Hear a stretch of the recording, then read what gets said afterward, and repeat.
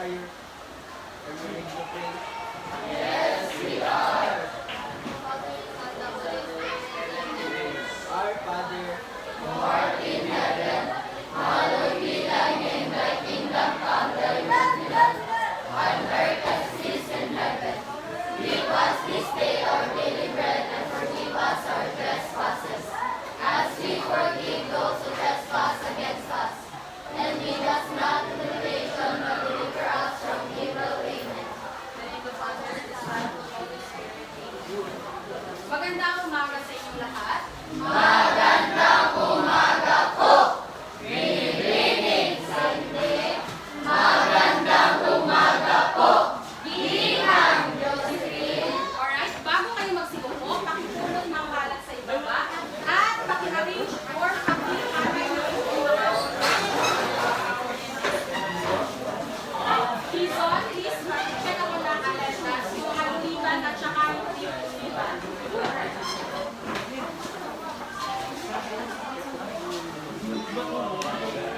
So class, bago tayo magsimula sa ating bagong aralin, magbalik-aral muna tayo. Ano-ano ulit yung mga tracks or mga strand na meron yung senior high school? Meron tayo, halimbawa, ABM. Ano pa? STEM. Use. Ano pa? TBL. So ano-ano naman yung mga salik na dapat nating isaalang-alang kapag pipili tayo ng mga kurso or karera kapag tayo ay senior high school?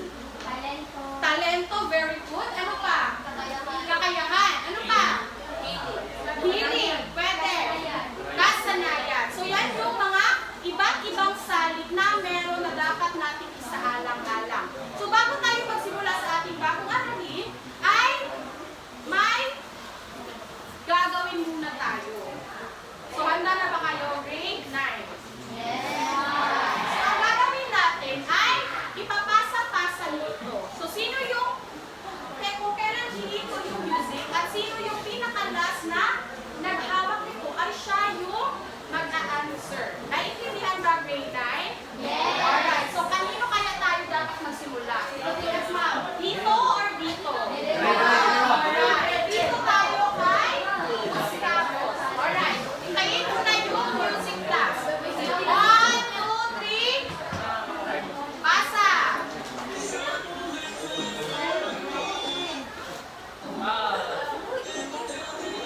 Pasa!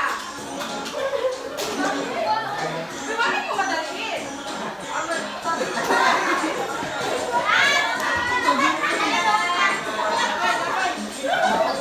Pasa! Alright! Sino? Alright, si Glenn. Alright, Glenn. Ano kaya ito? Pinakauna yung sasagutan. Ano kaya ito? Yan ay? Mali ang spelling ko eh.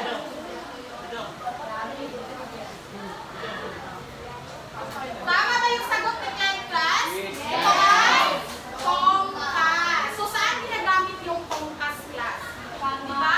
Kapag na-travel tayo, yung malaman natin kung nasan yung north, yung east, yung west, at saka yung south.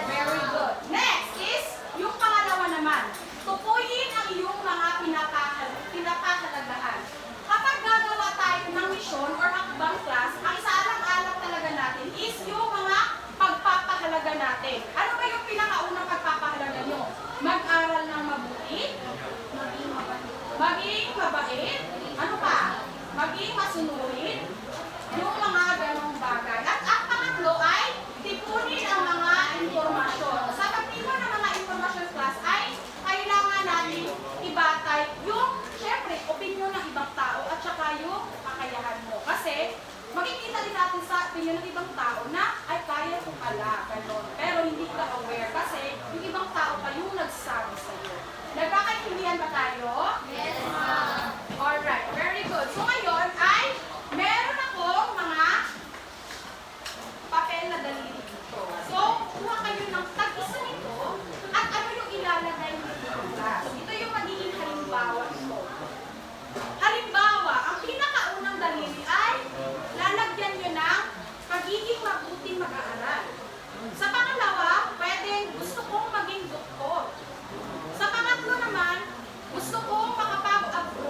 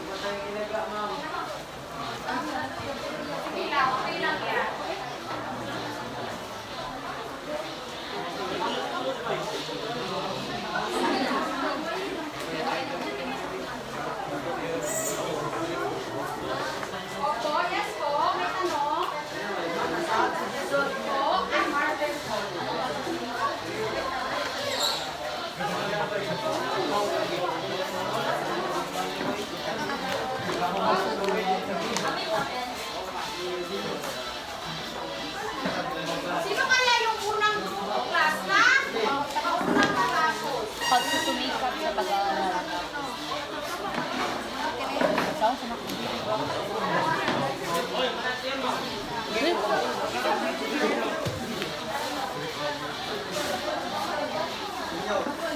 Alright, class.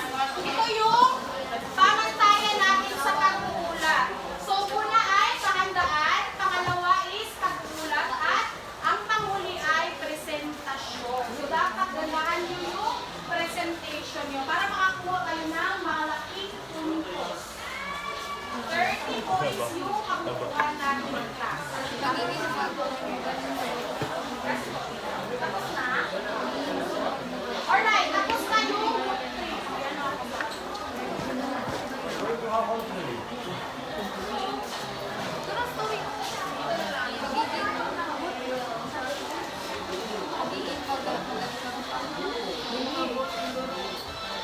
Alright, group 3 yung nauna.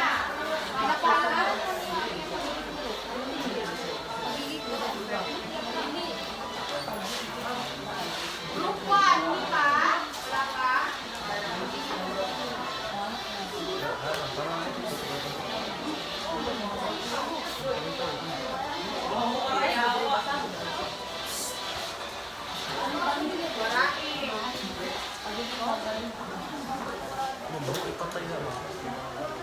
Group 3, ay group 2, tapos na kayo?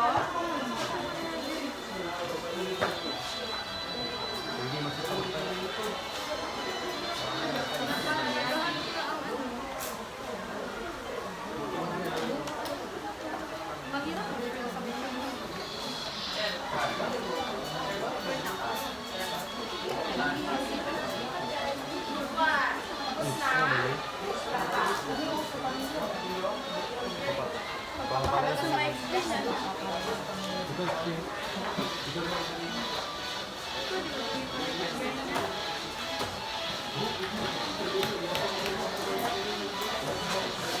Alright, group 1 tayo.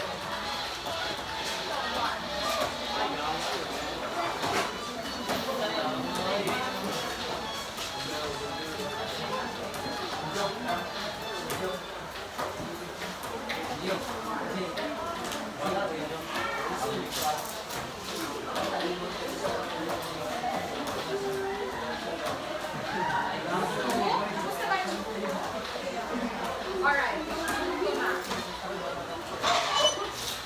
Group 1, ready sa inyo? Kung sino yung magiging presenter nyo? Presenter ng Group 1.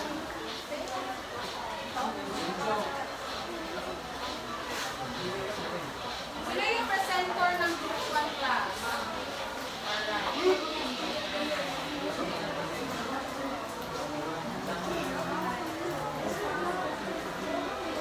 Alright, pwede na magsimula yung Group 1 class. Makinig? Suriin ang iyong ugali at ang katangian na meron si Jose ay meron siyang kakaibang kakayahan na makita sa kanyang kilos at galaw. Ugali, mabuti, maunawain sa pamilya at sa mga kaibigan at nagsaka. Taliwala sa hirap ng buhay, siya ay nagpursige para makatapos ng kolehiyo para Alright, very good. Palakpakan natin yung Group 1. Next! Nasa naman yung Group 2 class? Yung presenter ng nasaan? Alright? Okay, very good.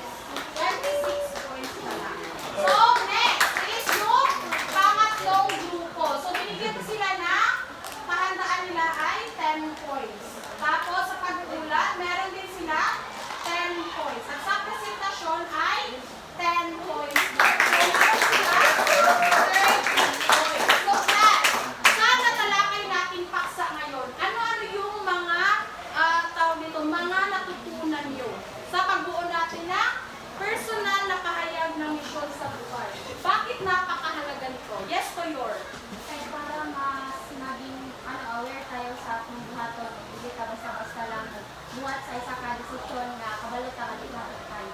Tama. Very good. Sino kayo may mga ideya? Gustavo. Yes. Sa ano, mga natutunan mo sa paksa na tinalakay natin ngayon? Base sa ano? Ang natutunan ako mo is kanang sa mga desisyon pwede mo sa dapat pwede mo sa naimuha din sa pag-insulit mo kung sino mo sa Very good. So, ito ay nagpapatunay na kayo nga ay may natutunan sa araw na ito. Kaya naman class, kapag gagawa tayo ng desisyon sa buhay, dapat ay pag-isipan natin ito ng mabuti. Lalo-lalo na kung ito ay tinutukoy natin yung magiging mission natin sa buhay. Hindi pwede na padalos-dalos tayo. Kung pwedeng sabihin natin na bigyan mo pa ako ng sapat na panahon, pwede mo sabihin yun. Hindi pwede na, ay sige, ora-orada. So, nasa inyo yung desisyon nyo at kayo yung gumagawa ng magiging kapalaran nyo. Naiintindihan ba grade 9? Yes, Alright.